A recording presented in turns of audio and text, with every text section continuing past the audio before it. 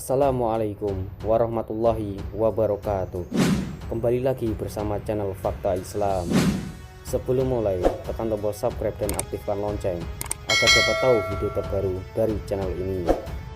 Sebaiknya simak video ini sampai akhir agar mendapat ilmu yang bermanfaat.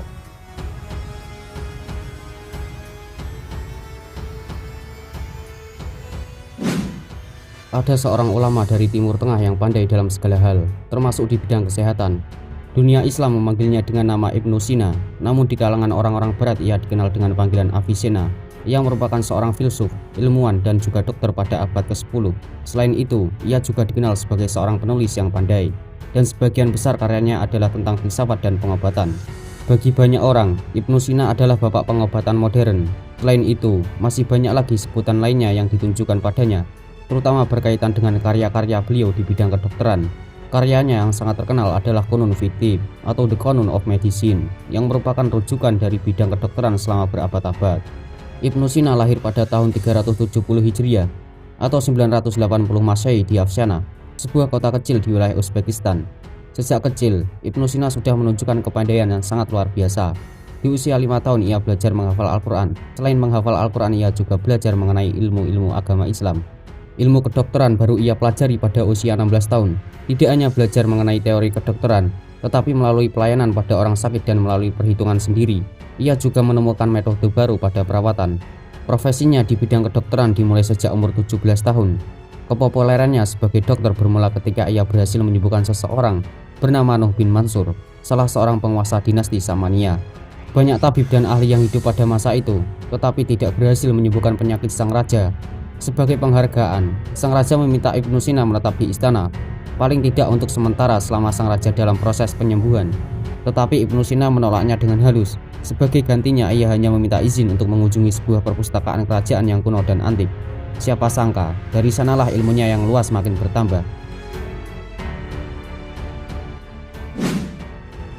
Ibnu Sina selain terkenal sebagai seorang ahli dalam ilmu agama dan kedokteran, ia juga ahli dalam bidang matematika, logika, fisika, geometri, astronomi, metafisika, dan filosofi.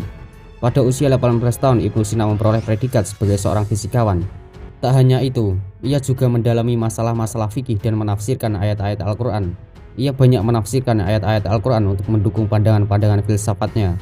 Salah satu bukti kehebatan beliau juga berada pada perkataannya yang diakui oleh para ilmuwan dan orang-orang zaman sekarang.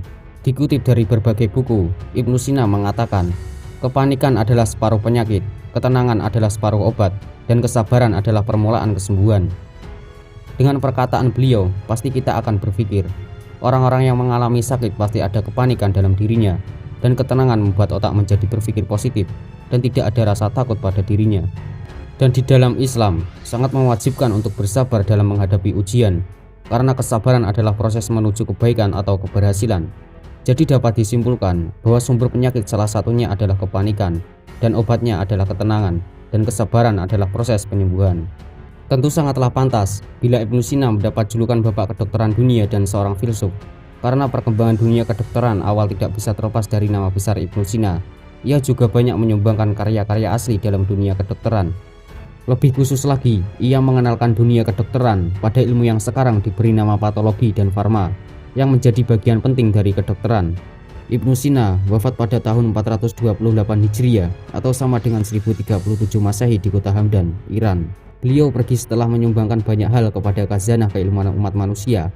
Hampir 11 abad sudah Ibnu Sina meninggalkan dunia, tapi ilmu dan karyanya sampai sekarang masih berguna di bidang kedokteran dan filsafat.